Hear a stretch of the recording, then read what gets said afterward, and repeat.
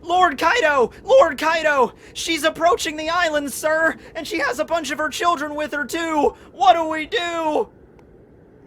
Oh, it's like 6 o'clock in the damn morning. What is that woman doing to me? Oh, okay, alright. The first thing you're gonna do is you're gonna get 7 bottles of sake in front of me in the next 10 seconds, or your head is gonna be floating on the White Sea. And the second thing is, men, get off your asses, we're doing Operation Surfin' Snorlax. You are not to let that woman even a mile near my child support, I mean my castle. Kick her out of the country, crew and all. That's right, ladies and gentlemen. The Yonko herself, Big Mom, has made waterfall at Wano. No, I don't mean landfall, I mean waterfall. Considering her entrance, I think that statement is way more accurate, you know? She took her flagship, the Queen Mama Shanter, and she loaded it up with supplies, provisions, and some of the strongest members of her entire crew and her family alike to make the best Vanguard unit possible. We got Perospero, her first son that's pushing 50 years old and is missing an arm. We got Compote, who's a very large opera singer lady with a giant fruit bowl on her head. And we have the most dangerous of all of them, Flampe, who is a 15-year-old girl with a giant balloon for a body. The Beast Pirates are certainly gonna have a run for their money here. Okay, to be fair, she also brought Smoothie along, who is a sweet commander and who's pretty badass. Who else do we have in this this elite crack team? Let's see. We got Mobile. We got Mobile, who I could not identify in the review. Mobile is actually not a member of the Charlotte family. He's just a regular combatant on the crew. That was I kind of pronounced that weird. Combatant, but whatever. He's there. He's just a member of the Long Arm tribe, so sure, he's pretty badass. Oh, we got Charlotte Zucato. You all remember Charlotte Zucato and Tablet. Man, those two are really gonna. I think Tablet is gonna take down Queen, and I think Zucato he has his sights on King. He's going down there. We got Galette and her sister Pear. We got her sister Pear that are there, which is neat. Something I always wondered about Pear. I don't know how to pronounce her actual name. The weird thing about her is that she has her face that's like stitched up, right? She's got like the panda mask and her Stitch face. How come they made fun of Katakuri with his Stitch face, but not Pear's Stitch face? Is it not an actual thing? Is it just like part of the costume? Did she just take a marker? Because I've done that before. Like when I have to do a video about Katakuri, I'll like draw the stitches on me. Maybe it's something like that. I don't know. But hey, who knows? Maybe when Pear was really young, she witnessed Katakuri's real face. Like she saw him eating when she wasn't supposed to. But instead of Flampe's reaction, which was immediately, kind of bunty, which was like, oh, I am going to ridicule you now. I loved you 5 seconds ago, but now I hate you because you got a freaking pelican mouth face. Instead of that, maybe Pear saw Katakuri and she was like, oh, he's so strong, I don't care about his face. And so she did that to, honor him, I guess. I don't freaking know. But we got her there. Galette has the power of the butterfruit, so that'll come in handy. Let's see. We got, Effie, who is, I believe, the 5th daughter, and she is, or the 4th or 5th daughter, one of the two, and she is a sister of Amonde, so she's a half snake neck. She's the one that runs around kind of going commando, just literally and figuratively. She doesn't wear a bra. She also has like a commando vest and like a bandolier of shells, and she just, loads up, and then she guns her thing. That's how she fights. Let's see, we also have Bascart, who we see a lot in the anime. I already mentioned him in the review. He's the guy with the really crazy hair, and he could shoot, he has, flamethrowers in his sleeves. We got Montdor. Montdor is really cool. He has the power of the book fruit, which allows him to not just trap people physically in books, but he can also trap them psychologically. Like, he could send them into the book world. Basically just shoving the reading rainbow right down their throat, and, you're trapped in this really weird, trippy, psychedelic scape, and we don't really get to see him all too much in the latter halves of Totland. We saw him as part of the enraged army that attacked Luffy, and he was using his powers. He can also, stand on books, so he can, levitate. But during the latter half of the arc, he was really just, the communications operative. He was stationed at Whole Cake Island and using his various books to link up Den Mushis and communicate all over Totland to figure out where the Straw Hats are going, and kind of served as the home base. But we didn't really get to see him fight during that final final battle. So it's cool that we get to see Montdor again. We got Raisin, mentioned him, pretty standard fighter of the crew. He has the power of armament hockey, and he fights with a katana, so he has a black blade. We got Smoothie, who I mentioned. So that's pretty much everybody that we've seen directly on the ship. And I also want to thank Artor for actually, like, going, because there's some, like, I didn't even know Pear was there. I had no idea who Tablet was. I completely forgot about those characters, so thanks for Artor for picking them out.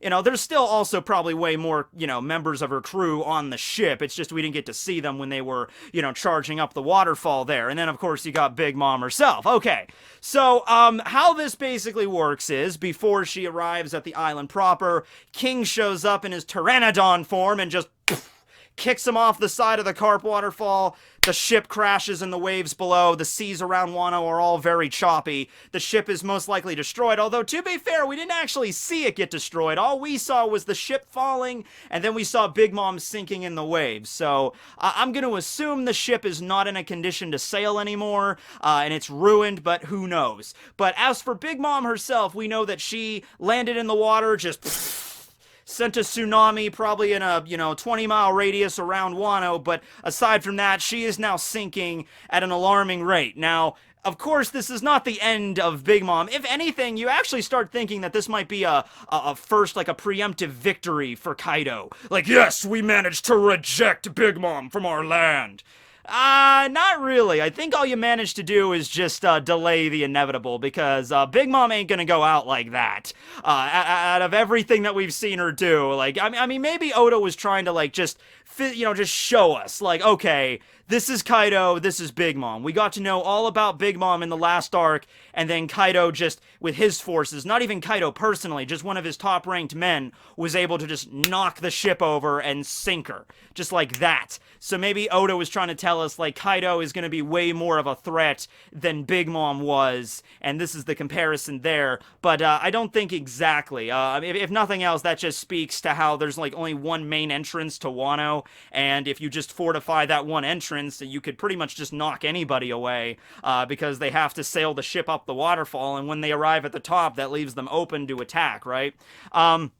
Now, I mentioned this in the review, a few possibilities on how Big Mom could survive. I talked about how, like, oh, okay, well, Sparrow might, do his candy sea slug shit again. It was a little confusing when he first pulled out that trick, because I'm like, all right, he's creating a bunch of candy, and she's using her powers to make it a homie, to make a candy sea slug, but it's still a byproduct of a devil fruit ability, and yet it can still skim on, I guess it's not really skimming in the water, it's just on top of it, I guess, so maybe it doesn't work under the water, but I thought about other ways that she could survive. Like, the currents around Wano are really crazy. If you're an ordinary human, you would die immediately, but you're Big Mom, you're made of an iron balloon, so you hit the water and the currents would drag you around like crazy. She might eventually just wash ashore somewhere, and in fact, she's probably bound to do that at some point. She might be separated from her crew at first. What I'm trying to get across here is that her invasion into Wano is going to be delayed a little bit. They gotta find Big Mom, and they gotta regroup, and they gotta deal with the fact that their ship is destroyed, and they have to find an alternate route into the country.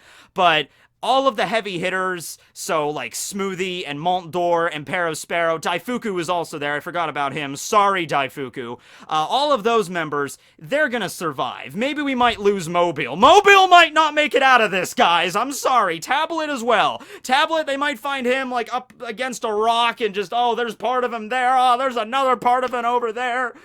Poor Tablet. They have to bury him on the beach, and they just like, alright, we gotta keep on moving. So, their fighting force might be cut down. I'm sure maybe she brought a bunch of her chest soldiers and everything as well. But they'll get into the country. They are going to get into Wano. And you'd think that it might have actually been maybe Kaido's benefit to let them into the main entrance. Just bear with me here. Kaido is a dragon. Don't know if you got the freaking memo on that. But I even mentioned in the review, like, why doesn't Kaido just turn into a dragon and then take some of his strongest fighters? I mean, King was already there, but you could bring Jack, you could bring Queen, and if they don't have a way to travel really fast, just let them ride on top of you. I mean, Kaido was flipping out. He was losing his shit over Big Mom landing at Wano. He really did not want her to get there. It wasn't like a matter of, oh, Big Mom's here? Alright. Just go send somebody to deal with it. I don't care. No, Kaido was like, she cannot be allowed to step foot on this island. That led to a lot of people making jokes in the comments. It was all like the same joke. It was like, well, Kaido doesn't want to pay his child support payments. I'm like, oh, that's so funny. It's funny because it might be possibly true. I don't know. I'm just saying, Katakuri, Daifuku, Oven, they're some of the strongest, fighters on the entire crew, and they were born, 40-something years ago, back when Kaido and Big Mom would have been traveling with each other. I'm still throwing that out there as a possibility. Alright, that Katakuri might in fact be Kaido and Big Mom's son, as well as Daifuku and Oven as well, because they were all born at the same time. You never know. Hey, look, Kaido was really freaking out. Alright, you don't get to normally see him like that, so there's probably something more to this than just, oh, okay, she's a really strong fighter, and she's landing on my island, and I don't want to have to fight her because she's so strong. You'd think there might be something more to it than that, because if Kaido rallied all of his crew together, his heaviest hitters, and Big Mom doesn't have her entire crew with her, Katakuri's not there, Cracker isn't there, and of course all of her other, she only took one ship, right? So, I don't think Kaido is just freaked out over the fighting power of Big Mom. I think there's something else going on here, which is why I came up with a list of a few reasons, all of the different reasons why Big Mom is there at Wano. Because somebody also brought up in the comments of the review, they said, do you think Big Mom is there to get her Poneglyph back from the Straw Hats? Because they got the rubbing. They didn't steal the Poneglyph, they got the rubbing of it, but Big Mom wants to maybe make sure that Kaido doesn't get his hands on that rubbing of it, okay?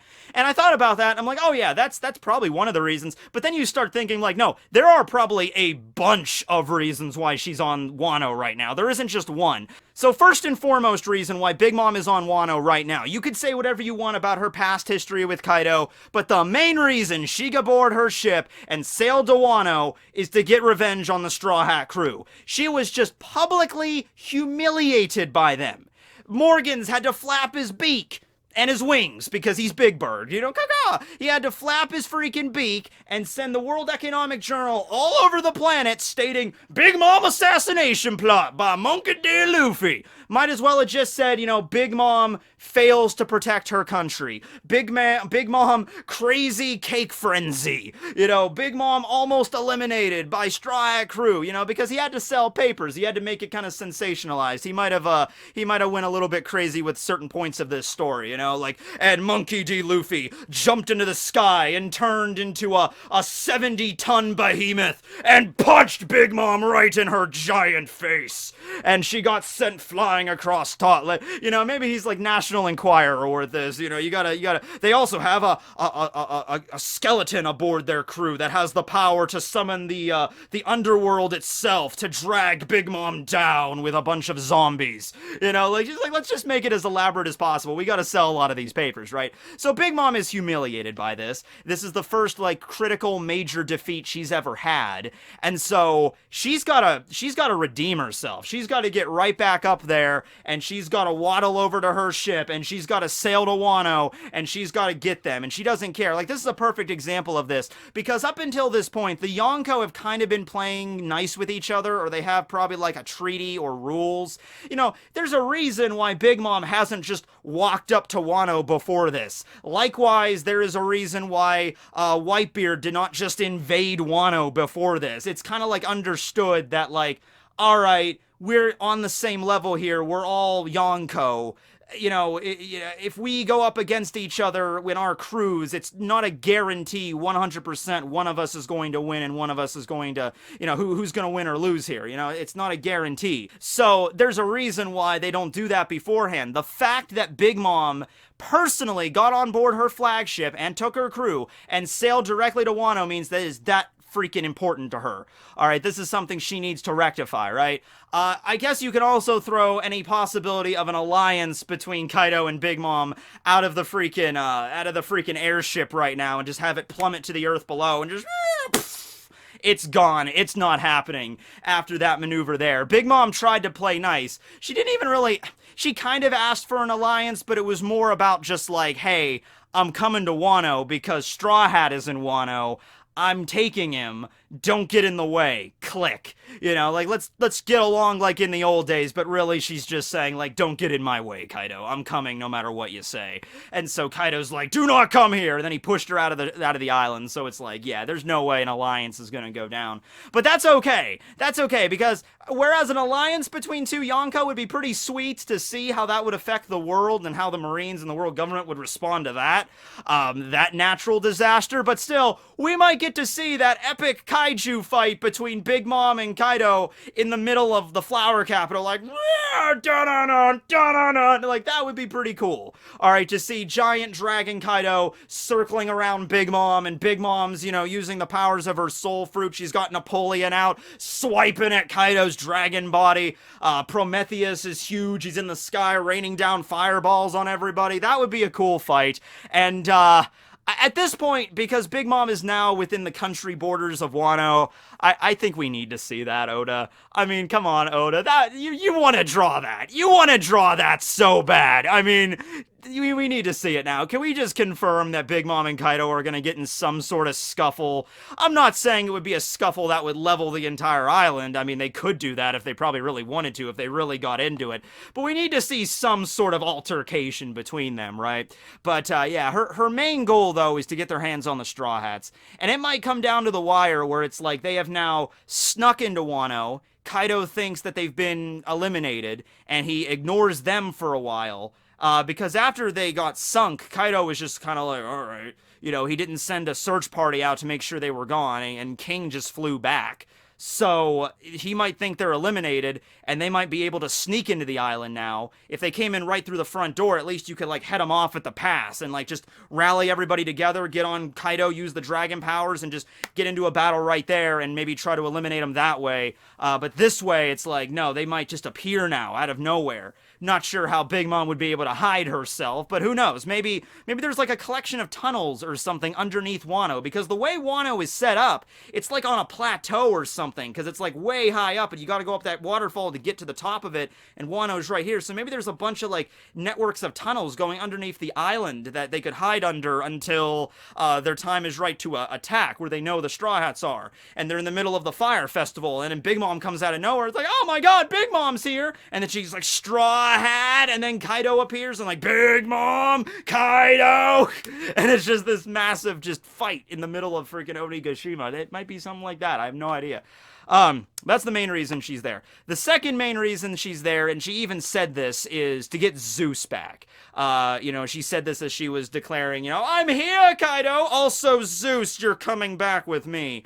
Zeus is pretty important to Big Mom. It's a big section of her powers, and I guess she just can't make another one, so she's got to get Zeus back from Nami. So, she's down her fighting power now by 1/4, if you want to consider Big Mom and then, you know, Prometheus and then Napoleon and then Zeus, the 4 aspects of her powers. I'm not sure if it's split evenly. It probably isn't. It's probably not a 25% split, but still, it's a big aspect of her ability. He has the ability to manipulate lightning and stuff. A lot of stuff you could do with that. So she needs to get Zeus back, so she's going to be targeting Nami specifically for that. Or she might just send maybe Prometheus out there to go deal with that. Like, Prometheus, you go and get Zeus back. I'm going to go find Straw Hat. And then Prometheus meets Nami, and then it's literally Nami and Zeus versus the sun. That would be cool. That would be actually a good way to, like, maybe, and Nami might not be by herself when she gets into the fight, but that'd be like, oh, they're fighting against a Yonko without really fighting against a Yonko, you know what I mean? It would be the same thing like when Brook fought against Zeus,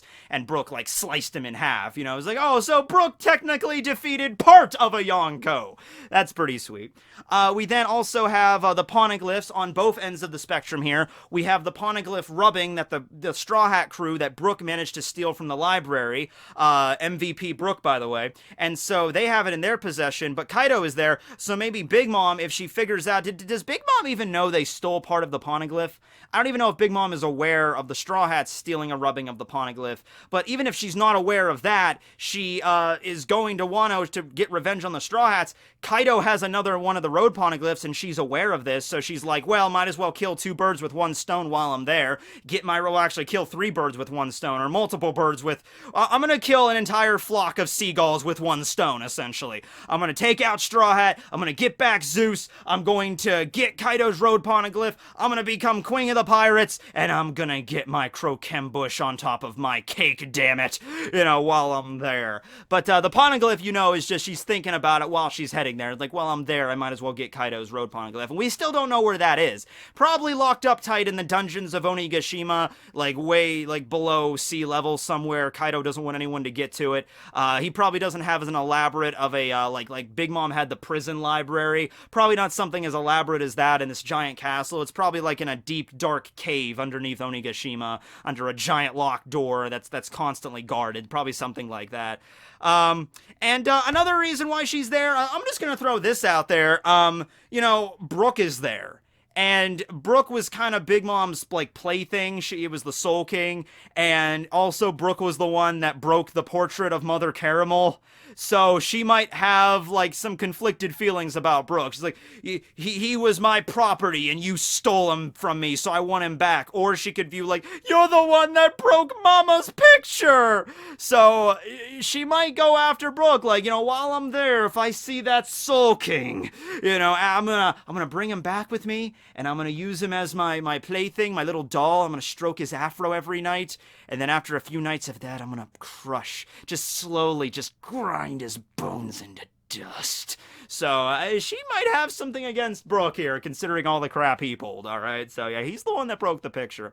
And then the last thing I put on here is just treasure, money, to rebuild her crew, because during Totland, her crew got messed up. Katakuri and Cracker and Oven suffered serious injuries, and that might be maybe the reason why they're not with the Vanguard unit right now. I also threw out the possibility that they need to leave somebody strong behind at Totland to protect it, and Katakuri would have fit that bill, but it also might be because Katakuri hasn't healed up yet. But I don't really know if I throw a lot of believability into that, because we see, Luffy, he's up and roving again. Kaido and Luffy, not Kaido and Luffy, Luffy and Katakuri, their fight, they were both pretty banged up at the end of it.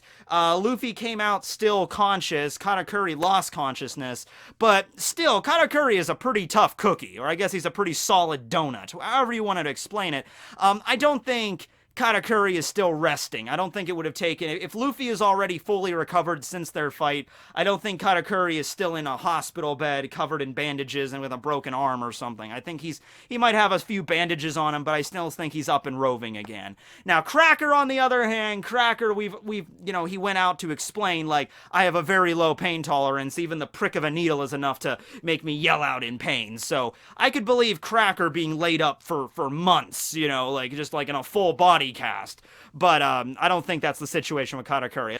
Then you have Oven. Oven is also not present here. So Daifuku is the only one out of those brothers that are still there. But Oven was also banged up pretty bad by everybody. Sanji, and then you had the Germa arriving on Cacao Island. So I can also believe maybe if Oven took some pretty bad battle damage, he can't get right back up after that. But then again, going by my logic, Kaido might be Oven's father as well. So it might just be Katakuri, Cracker, and Oven. You guys stay watch over Totland. Cracker uses his biscuit soldiers. Katakuri assumes the role as the leader of the country. Something else that people brought up is, hey, Flampe is there as part of the Vanguard. Maybe Flampe was knocked out by Luffy and Katakuri's conquerors, but once she came to, she still had all those pictures and she knew about Katakuri's face, so it's very well she might have spread that information to all of Wano, and everyone turned on Katakuri, and Katakuri might have gotten demoted from his status as a sweet commander. He might have been demoted, but he's still strong as shit. It's the same thing with Snack. I'm like, yeah, Snack is no longer a sweet commander, but that doesn't take away from the fact that he's a pretty strong guy that, fought on even terms with a Rouge there until a Rouge defeated him. He's still a pretty strong fighter. Same thing with Katakuri. And some people have also said that perhaps Perospero and Compote are the acting sweet commanders, because Katakuri is no longer one, and Cracker might have gotten demoted as well, so there's acting commanders. I like to think that back in their heyday, Compote and Perospero, because they're the eldest children of Big Mom, they were the first generation of sweet commanders when that position became available. But then the years go on, and they get a little bit older, and then they pass the torch on to this somewhat younger generation operation. So Sparrow passes, like maybe they can elect who's going to be the next Sweet Commander. So Sparrow's like, I give up my title to my brother Katakuri. And then maybe Compote, when she was giving it up, maybe she passed it on to Smoothie. Smoothie is the 14th daughter, so she's a little bit, younger than everybody else. But then look at Snack. Snack was like the 25th, 26th son, so he's way younger than Katakuri and Smoothie. So, yeah, but maybe until a new Sweet Commander has been found, maybe for just this operation, they're doing Sparrow and Compote. I don't really know about that one, though, because they are, you'd figure they could just select, there has to be someone stronger, but then again, Jinbei and the Straw Hats really did lay out all of the heavy hitters here. I mean, we had, after Oven, there's the 5th son, Opera, who is possibly dead after Big Mom ripped out his soul. And then all of Opera's brothers, but they're all like, they don't have devil fruits. They're just really tough fighters, so they're probably not worthy of that title. There's one of the sons, it's either, I think it's the 11th son, we don't know. I think the 10th son is Cracker, and I think we know who the 12th, I think the 12th son is like Nustorte, he's the Captain Crunch dude. But I don't think we know the 11th son, and that's actually something I'm really interested in finding out about in the upcoming magazine, because he's kind of like, we know 1 through 10, and then like 12 all the way up into like the 20s or so, but we don't know who 11 is, and that's kind of bugging me. So maybe 11 might turn out to be someone interesting. Maybe he might be with the Big Mom Pirates right now. We just didn't get to see him on the crew. But we'll find out about that one way or the other when the magazine comes out there. So yeah, maybe there wasn't another viable alternative here. It's just like, okay, Sparrow and Compote are the best possibilities for becoming the acting Sweet Commander, so just bring them. So you could take that any way you want, but in any case, I think Katakuri is definitely still on Totland to protect it, whether or not he's a Sweet Commander. That's just how it has to go there. Cracker, maybe. Oven, yeah, sure. But Katakuri, most definitely. But hey, going on, and I'm not going to address this too much because I brought this up in the review, but hey, if Blackbeard, who is a Yonko, wants to take over Totland, this is the best time for him to do it. I only bring up Blackbeard specifically because I don't think Shanks would want to do that. Shanks isn't really interested, and, Big Mom is at Wano, and Kaido is dealing with her, so he can't do anything. Kaido can't circle back around. I guess he could, but that would be stupid of him to divide his forces like that. So the only Yonko left that no one is really paying attention to, that Big Mom and Kaido aren't paying attention to anyway, is Blackbeard. So, prime real estate right there, Blackbeard, just saying. So, it's a possibility. The last thing I wanted to bring up here is the possibility of Big Mom utilizing her soul fruit in order to create like a spy network around Wano in order to disrupt Kaido's control over the country by creating homies. So I don't exactly know how Big Mom would do this because, like I said, she's not exactly inconspicuous. She's a pretty big lady. She can't just throw on a disguise and just expect no one to realize who she is. But if she could somehow, like, start creating homies in Wano, and just, like, here, I made a barrel homie, I turned this tree into a homie, and the homie just remains discreet, and they just, like, keep their eyes shut, and they just, like, listen to everything that's going on. That would be really cool. I mean, up until this point, we've always seen the homies act really expressive, like, I'm a tree, I love being a tree. It's like, I'm a bench. Man, this is a great day to be a bench. I wonder how many people are gonna sit on me today, But that's when they're in Totland and they can act that way because it's Big Mom's territory. Perhaps if Big Mom gave them the order of, I guess she doesn't have to go into the actual island. She could create, like, here's a barrel homie. And just, okay, barrel homie, roll into town and set up shop right next to somewhere and just listen to people. And there you go. I guess you could do something like that. Now, Big Mom is not the kind of person to maybe come up with that idea. Maybe it would have been one of her crew members, like maybe Sparrow would come up with the idea or something. They have to maybe figure out some way of what's going on. And so you have, Kaido who's listening in on everybody with his network. And then you have Big Mom listening into where the Straw Hats are. And then apparently you have a mole for Blackbeard's crew somewhere in the country because Blackbeard was aware of what was going on in Wano. So there's somebody in Blackbeard's crew where he has some sort of communication network set up at Wano where he can hear what's going on. So this could turn into something where Kaido is being like manipulated by a bunch of different angles. So there's a bunch of, maybe not manipulated is the right word, but there's a bunch of whisperers in his country, listening to everything and reporting back to their masters. And this would eventually maybe lead to the downfall of his country, of him ruling over Wano and Orochi as well. Because I'm pretty sure this arc is going to end with either Kaido getting kicked out of the country or Kaido. I don't want to say Kaido getting killed because that's making a lot of assumptions there. So yeah, with that being said though, something has to happen with Kaido to get him out of the country by the end of this arc. Otherwise it's like, all right, we can't just like, beat the crap out of Kaido, leave him on Wano, and then leave. Because that's not going to solve any problem. He's just going to get back up and be pissed off and continue his reign. So we need to get him off the island somehow and make sure he never comes back. Defeat him soundly enough. So Big Mom is probably going to play a role in that. Blackbeard might very well play a role in that. I don't know. But thanks for watching, everybody. Just want to make this video here about Big Mom arriving at Wano. What do you guys think about it? And how long do you think it's going to take for her to make her reappearance? And do you think we're going to get that epic kaiju brawl between Kaido and Big Mom? And if that were to happen, and it were to go all balls out, who would win? Kaido would win. Because he's a dragon. No duh. Big Mom is strong, but is Big Mom a dragon? Is Big Mom a dragon? No. We all know. All right, then. Later.